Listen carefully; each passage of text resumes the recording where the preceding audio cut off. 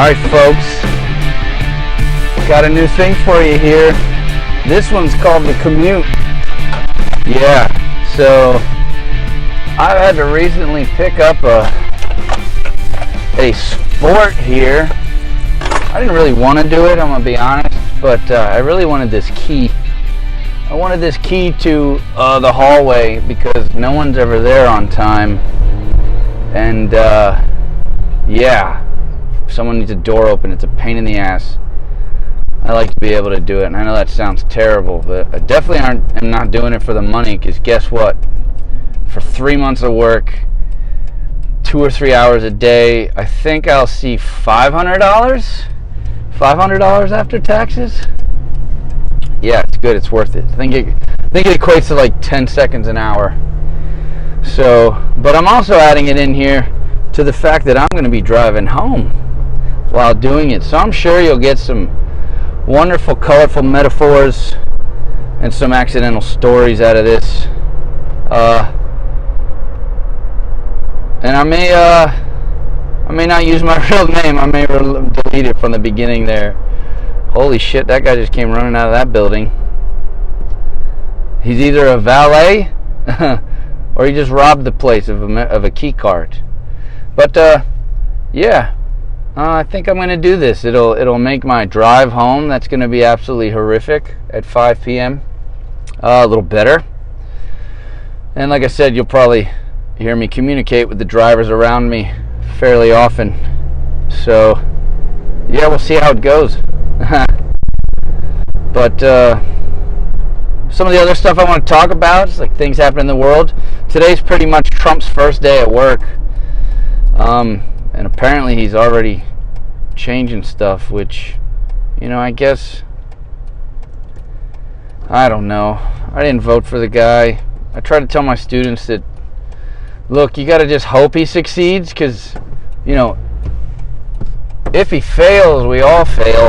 So we got to want him to win, like he says, because then we do all win. Sounds cheesy, but I don't know. I'm a little nervous. I feel a little concerned for my wife. She took it pretty hard, and it definitely, for feminists and those of us who support feminism and equality and stuff, it definitely took a hit. And a lot of it because of verbiage and the way you talk about, you know, women in the earth today. They've been struggling for a while to get themselves where they are, and now it kind of feels like 2 steps forward, 1 step back, and well, we'll see. I'm a little nervous. Being a teacher of war, I have a class on war. The way the world is shaping up, take all the right-wing groups in Europe, this revolutionary aspect, I don't want to go that far, is definitely a little nerve-wracking. And I grow nervous when you read about the populism of the 1920s, and then you read about, you know, the alliances and things like that from the previous World War, the Great War in that aspect. Nationalism's kind of jockeying back from the immigration we've had around the earth. You know, the Middle East, the Arab Spring has definitely thrown a stick into the calmness of the world. You have a lot of people fleeing terrible places, and they want to go to better places, and at the moment the United States is one of those, and at the moment Europe is asshole. Yeah, welcome to the Commute. Some jackass just got into the right merge lane and passed like 4 of us because he just had to get on the interstate first so he could wait behind the person in front of me. Dick. Stupid ass. Well, that's weird. There's a car on the road that looks like an amoeba. I don't know what the hell that is. It's got some giant jellyfish looking thing on top of it. Is this supposed to make us want to get inoculated? It's get your vaccine. What does it say on the back? It says Qdel. Is this supposed to make me want to search that? Because I'm totally going to forget about it in 5 minutes and not do it. And that's weird. I think the guy in the passenger seat died from whatever disease is on that car. So yeah, back to politics. World politics, geopolitical. Russia is trying to find its place in the old world of the Russians, which, as an American, you're supposed to be like, oh shit, Russia's taking over the world. But as a Russian, you got to be like, those places were ours once. You know, does that mean USA, you got to start letting things like Hawaii go and the Louisiana Purchase? Because, you know, France might want it back. Even after Katrina, France might want it back. I don't know. Point of view is a weird thing. You got people freaking out about Muslims in the United States when, you know, 99% of Muslims aren't terrorists, and even less than that are extremely the next group, the extremely religious people, are way less than the extremely religious nutcases in our country, like the Westboro Baptist Church. I don't think this closed-mindedness is going to benefit the world. Isolationism usually leads to a conflict, and I grow nervous of the conflict part. Since I teach war, I've done a lot of studying of how you really don't know how the next war will be fought. And if I can picture robots and shit, then that means that it'll be fought even different than that. The aspect of drones, hacking, something that came up in politics that people clearly aren't taking serious and should be, but we hack as well. So if we are going to take it serious, we also as well have to put in accountability. What the hell was that, bro? He literally almost ended up in my lane. This 90-year-old guy in his fucking Lincoln Navigator. Costs more than I make in 2 years, dick.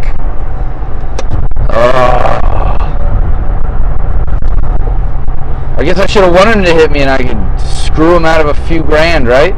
Isn't that how this place works where I'm from? So I grow nervous of the current war geopolitical aspects. There's only a few normal politicians left. I'm going to use the word normal in terms of what we accept between the old left and right. We're starting to fringe. We go fringe groups. You know, the AfD of Germany. You got Marie Le Pen of National Front in France. Oh, they look so legitimate, and they have such a following because of terrorist attacks. If you're a right-wing group, the best thing to ever happen to you is a terrorist attack, which is terrible to wish for. I'm sorry, if you're an extreme right-wing group. Let me clarify. I have Republican friends, and I sometimes, since I like to ride the fence to give you guys my political affiliation, I ride the fence. I'm one of those people that likes to pick and choose, which personally I call democracy, but it's fine. I think the fact that we have a two-party system, like frickin' gangs. The one thing I agree with Jesse Ventura, it was the Semite paint. It was a conspiracy to burn the buildings in 9/11. Yeah, I don't believe Jesse Ventura very often, but he did say that our government system's like two gangs, the Republicans and the Democrats. What a great play on words. I agree with him. I think you can clearly state that if you don't take one side or the other of the gang, they kick you out. And I have examples of it, like Charlie Crist in Florida. The guy went out to protect us teachers, and then all of a sudden the Republicans, because he did vote against them, remove him from the gang.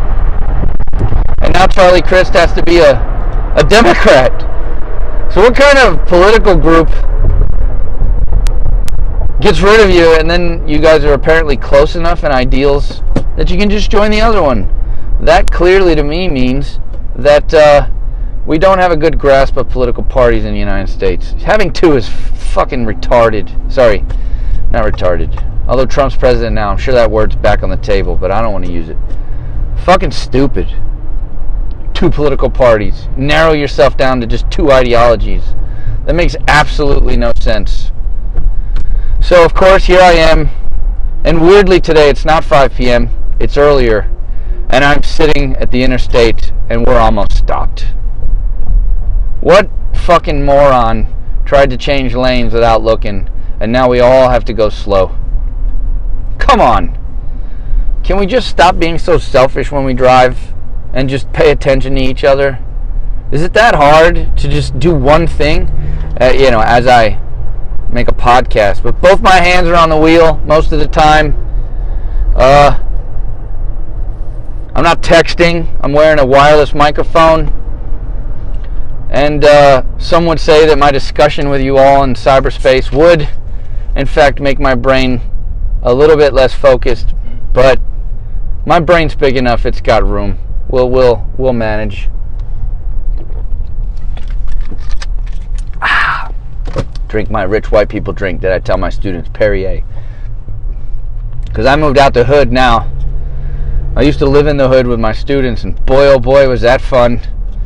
The helicopter would be out every weekend, and I'd always ask them, what happened? Why was the Dirty Bird out? And they'd be like, someone got shot. I was like, oh, is anybody we know? Usually and thankfully, no, it wasn't. But yeah, if you want to know what type of school I teach at, it's the inner city. And I recently moved to the suburbs, which is what sparked this podcast. Because instead of a 20-minute drive home now, I have an hour. Wonderful. But I got a nice fucking house out of it. So, I can't complain. The further you move away from this craziness, the nicer the houses. But I'm hitting terrible traffic here. And that's not normal for this time. I'm terrified what's going to happen starting tomorrow when I'm actually leaving at 5 in this horrifically crazy busy town now. So let me tell you my experience in this town recently. I get up for work around 5 a.m. The ass crack of dawn. I think I get up at 4:50 now because of the little addition. But let's take it back last year. This town is growing so fast that I notice it at 5 a.m. When I get on the road in the morning, it should be empty, and it used to be. Last June, when school ended, I would be on the road, and I would have a brisk, crazily short, easy drive, even through what we call Malfunction Junction, and slide right into my school. By August, by the end of July even. So we're talking pretty much 2 months. That's our district shifted dates this year, and we ended school like a week into June and went back the end of July. Holy shit, was it a terrible summer. Absolutely terrible. Short summer. And it was rough on us. We thankfully got 2 hurricane days out of it, so that kind of helped us. Look, the accident's on the other side of the road, and yet this side stops. Human beings are stupid. Y'all are morons. Wait, let me look. Is it someone I know? Come on.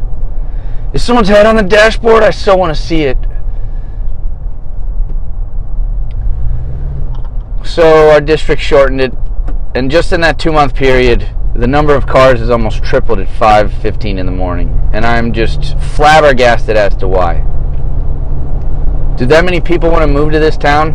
Was there that much a rush as we were making deals with Cuba to not be fully enemies anymore? And now that we're not enemies anymore, they closed the border to Cubans now. That was a new thing. My students are a little nervous because they, of course, all still have lots of family there. But I can see why the Mexicans in school were pissed. You know, you can just walk into the United States as a Cuban, but God forbid as a Mexican you look for a better life.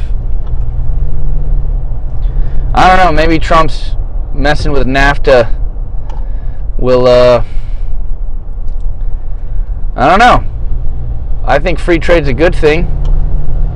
Maybe it'll force these countries around us to figure out their money in regards to ours, so that we get, as I pause here and look at the crowd, as I do what I said not to do. You stupid assholes, don't look. And here I am like, what happened? Looks like there was a fire, a car fire. And that thing is lit up. All right, traffic is loosening up. So it's who knows? Maybe what Trump did will make Mexico start paying its workers more, get its economy going better. But I don't think that's the side effect. I'm not an economist, so I'm not sure what renegotiating NAFTA will do for the world as a whole. I read something recently where he said, it'll benefit American workers. And then I read something else which said it will look like it'll benefit American workers, and then it won't. Badly. And then it won't. So who knows? I've been trying to follow. And yes, I do agree with what they say. I do think the news is just overstepping. The news is an interesting thing. I go back all the way when I teach it to, yellow journalism and things like that. The yellow journalism is, now the cops making wicked crazy U-turns and shit. Not sure what he's doing. We went to war. We went to war over a boat exploding that we pretty much found out, I think in the 70s or something, that kind of exploded from the inside out, but the news was selling magazines with a story that the Spanish did it, and once you're starting to sell more, you ain't gonna stop. It's a business. The fact that the news stopped being a service and became a business, I think, is an interesting thing, because the issue with the internet today is fake news. And I think I even got tricked today. I had to do some research when I had time, but one of my students showed me a document that apparently Trump is filing paperwork to leave the United Nations. Now, that can't be real. But there was a part of me that freaked out for a second going, oh shit. The last time we left the United Nations, the League of Nations it was, it set up the world for another war, way bigger than the first. So, I'm not a big isolationist fan, and I'm gonna have a hard time telling you why, because I don't want to be at war, but sometimes you gotta fix problems on the earth. And the Holocaust was clearly one of them. And that's not even why we went to war. The Holocaust was something we found out about after.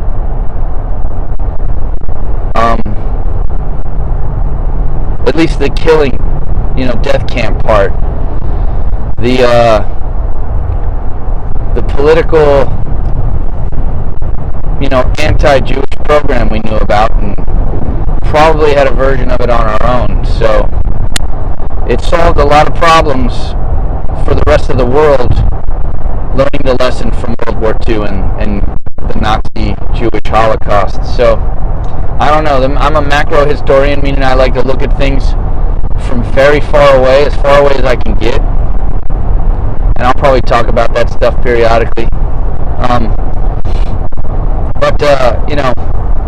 A Trump's presidency will just be a drop in the water, even if he gets 8 years.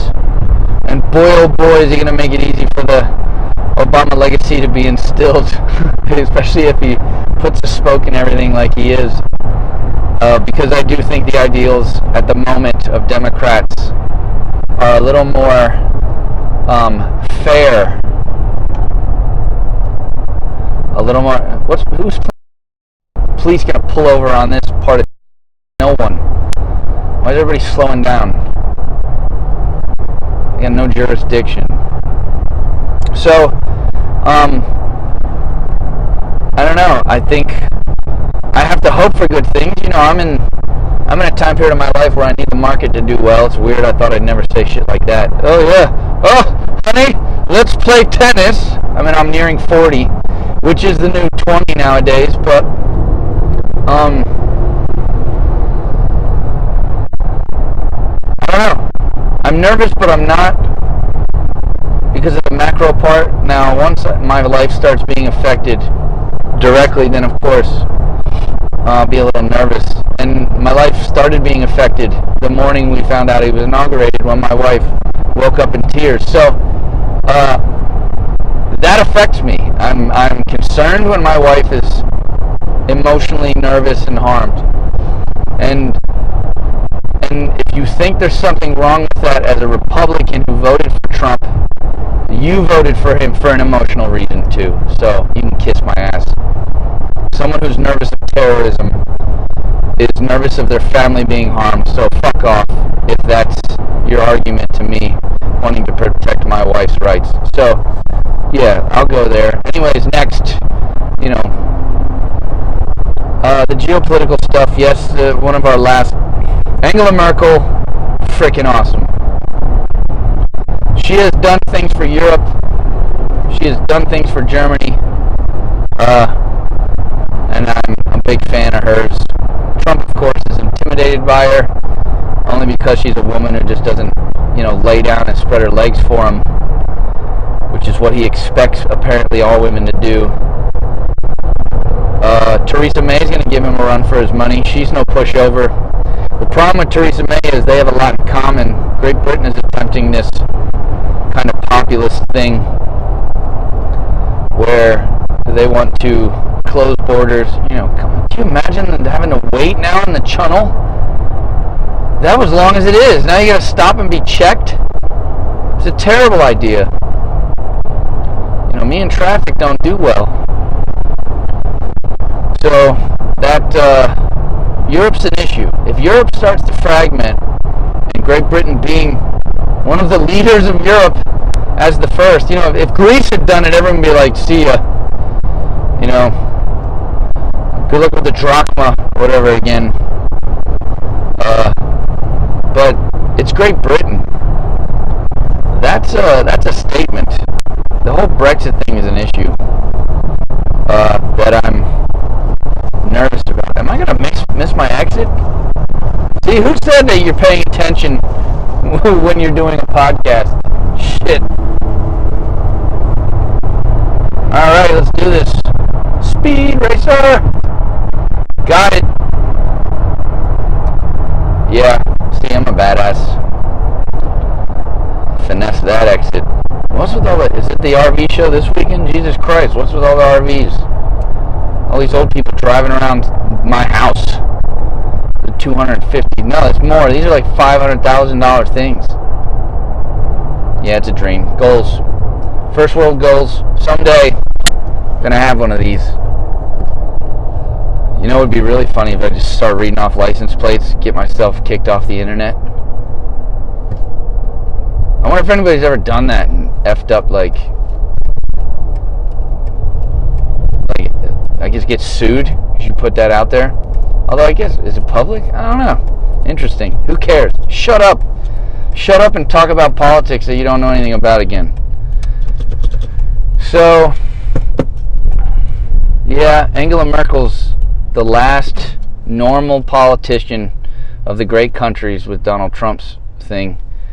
I wonder what's going to happen to Germany, because Angela Merkel is up for a re-election this year, and Germany is hosting today the pretty much like extreme right-wing gang of Europe.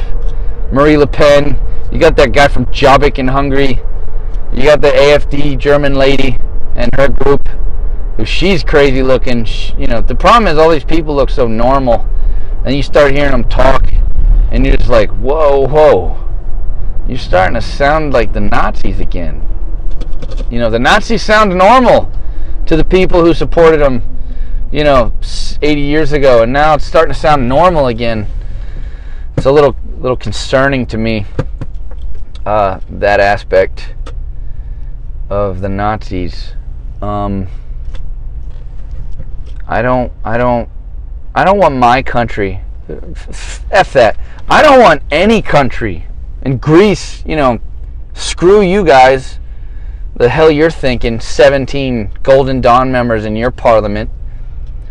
You guys are clearly running scared from immigrants.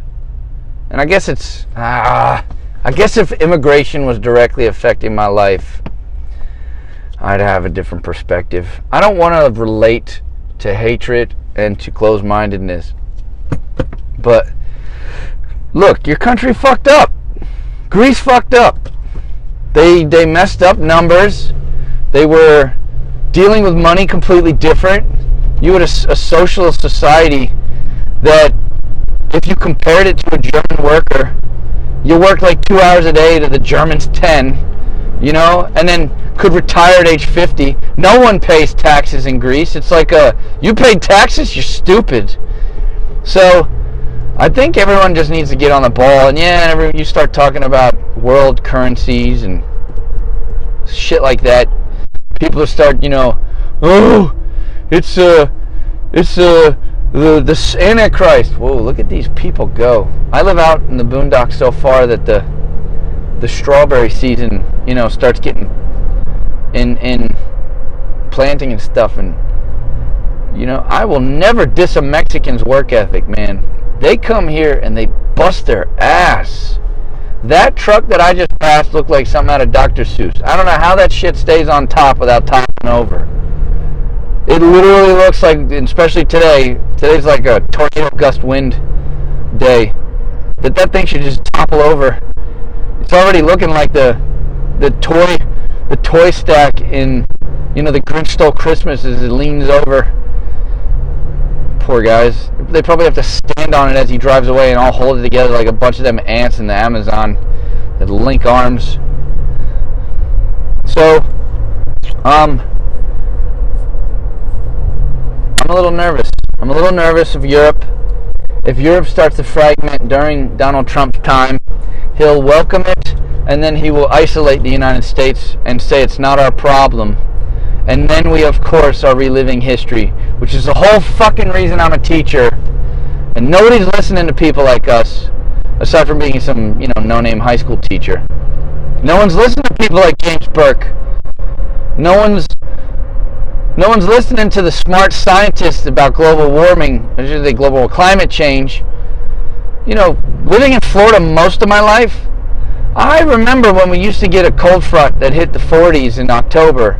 Now we're lucky if we see the 40s in the end of November. Like, can you just accept that it's getting warmer in the summers and warmer in the Christmas time period, the winter?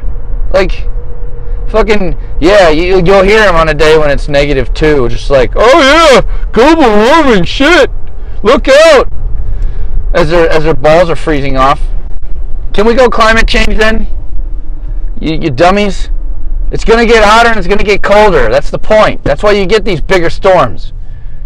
That's why the Philippines got pummeled this year. The poor Philippines got destroyed multiple times. Merry Christmas. I think I'm going to hit them on Christmas. A lot of them are Christian. Fucked up their Christmas. Make them question God. So, yes, I'm nervous of the present world, but only in an educational sense. Is this person not paying enough attention that they're going to try and left turn? Okay, good, they're paying attention. That was a little scary. Everyone else was turning right and it made it look like it was okay. It wasn't.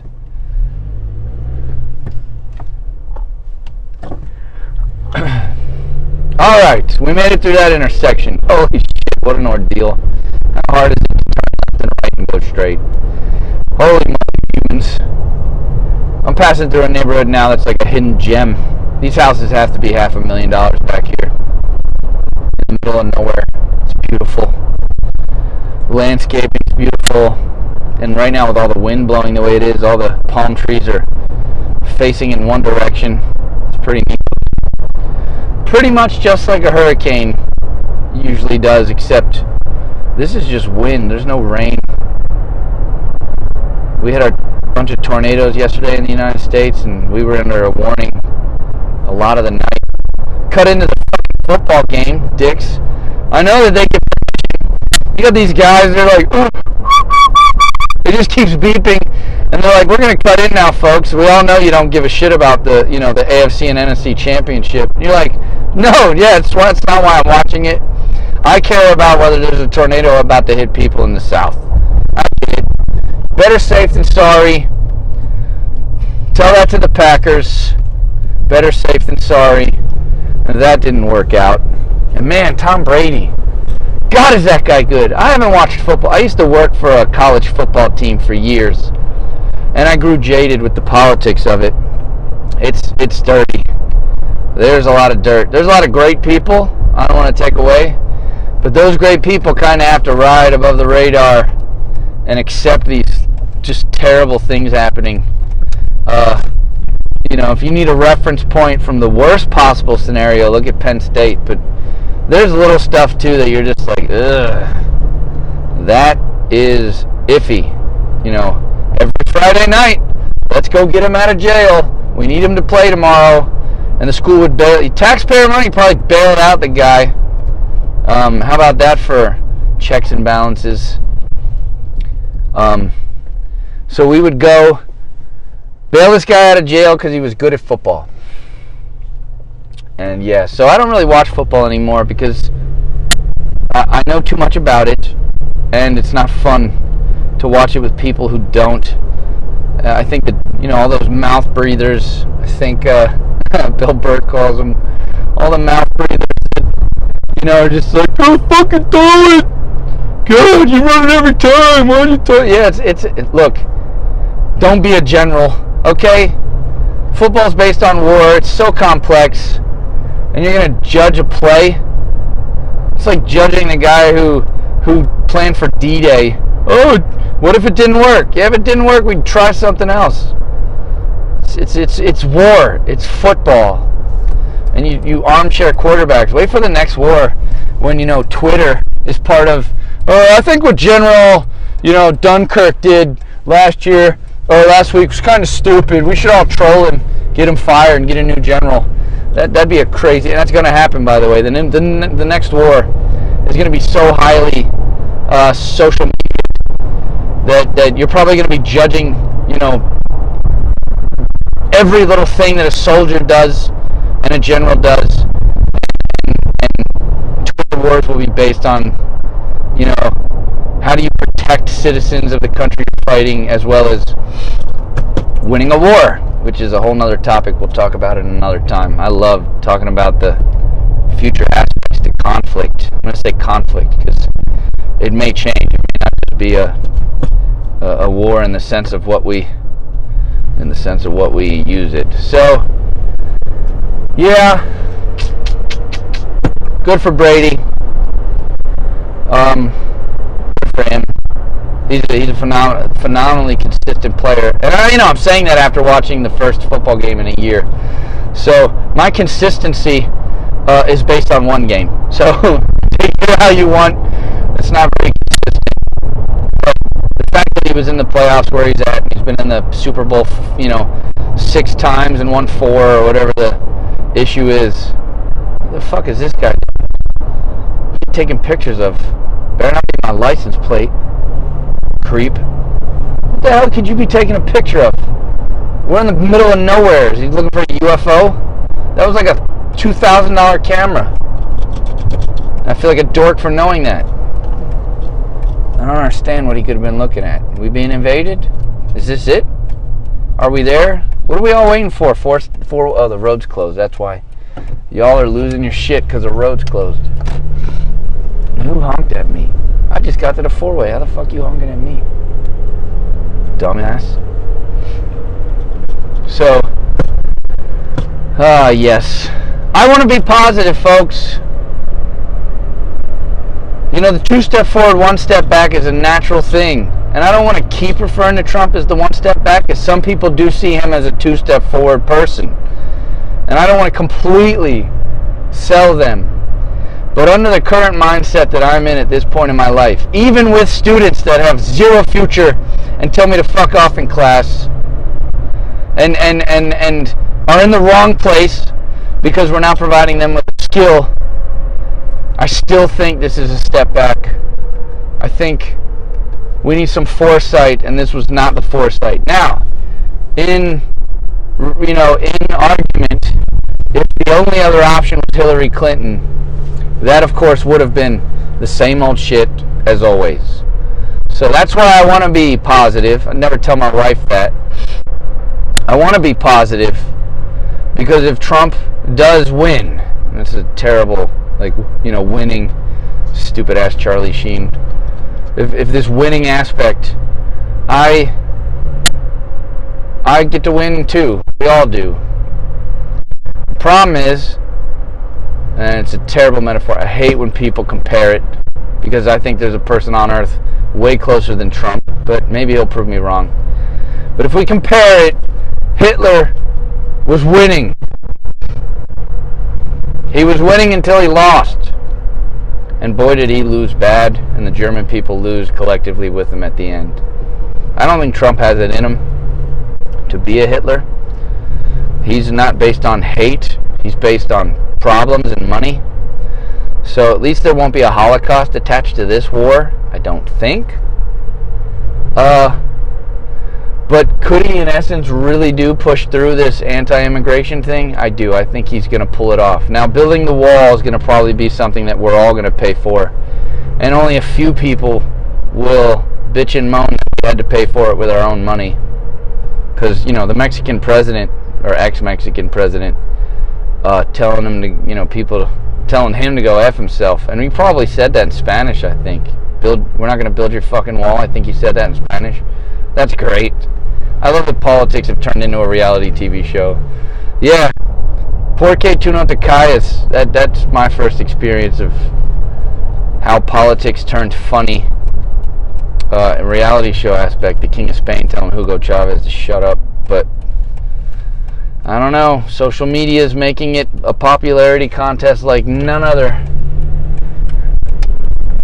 And I do think voting will someday be done over phone with your thumbprint, like my iPhone. Enjoy my information, government.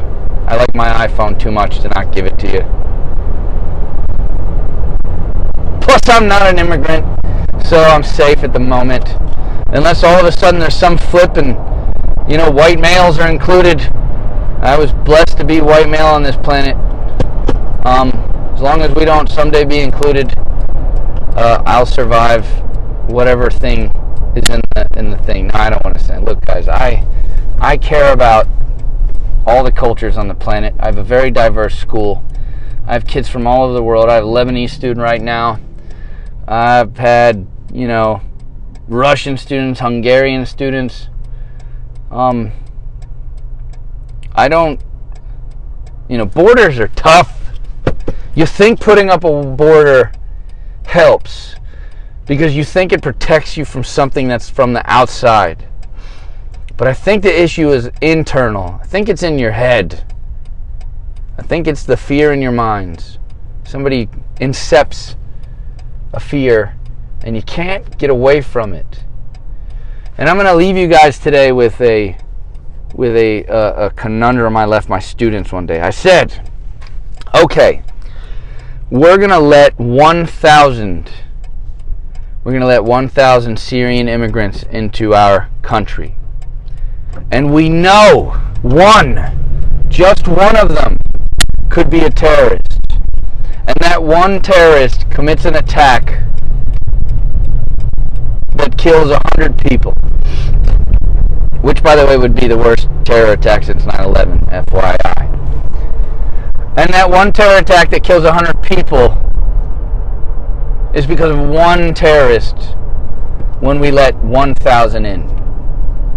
But understand that those 1,000 people who left Syria, assumedly, for my ratio, would have died had they stayed in war and or the conflict going on there. Or participating because you had to choose a side by choice. No, you had no choice. It's a tough conundrum. You say you care about humanity. So if you say you care about human life, then you have to let 1,000 immigrants in.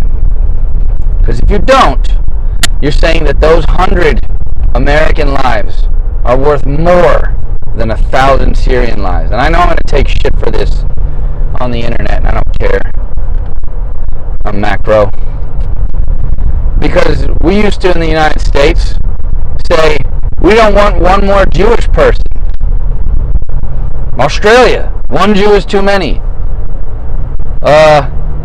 Canada, we don't have a Jewish problem and we don't want one. These are quotes, actual quotes from the is it the Wannsee Conference? I'm getting them mixed up here. No. What was the conference? It was in France, where the water is made. Shit. I teach this and I can't remember. Embarrassing. It's because I'm focused on driving, folks. So far, no one's pulled out in front of me for a while, so you haven't gotten any interesting quotes. But the conference in Paris to decide what to do with the Jews flopped. No one wanted them. Crazily, one country accepted, I think it was 100,000? And you'll never guess who it was unless you studied it. It was the fucking Dominican Republic. What does the DR care about Jews? Well, they cared more than the rest of the world. No one was helping Jews. Just like no one wants to help the Syrians. And then we have to look back in history and go, well, we could have stopped it. You know, as all those historians go back and start blaming, they should be blaming us for not having foresight, for not having the dignity and you know, idea of seeing into the future, which is foresight. What we should be doing to protect this planet. Because I gotta tell you, folks, that's the only part of me that's nervous. The one that wants things to get better and not have a giant ass conflict.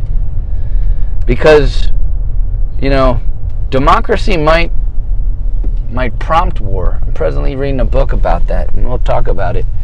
That they might go hand in hand. You might have to have war with democracy. So, I don't know. Folks, I'm leaving you on this first podcast as I back into my driveway. I never had a driveway. Yes, out here living in Whiteville with neighbors that are so annoying. I miss my, you know, nice, realistic minority neighbors that I used to have. Now I have neighbors that walk up and they're just like, oh, hey, your plants out front, they look like they need some water. Oh, yeah. No shit. Maybe, since you're retired and do absolutely nothing all day, maybe you should come over and water them for me then, if you're so concerned. You know, I still work, and I work hard. So, folks, thanks for listening to the first ever episode of the Commute. We might change the name. I don't know. We'll see. We'll just play this by ear. But thanks for listening, and learn how to fucking drive.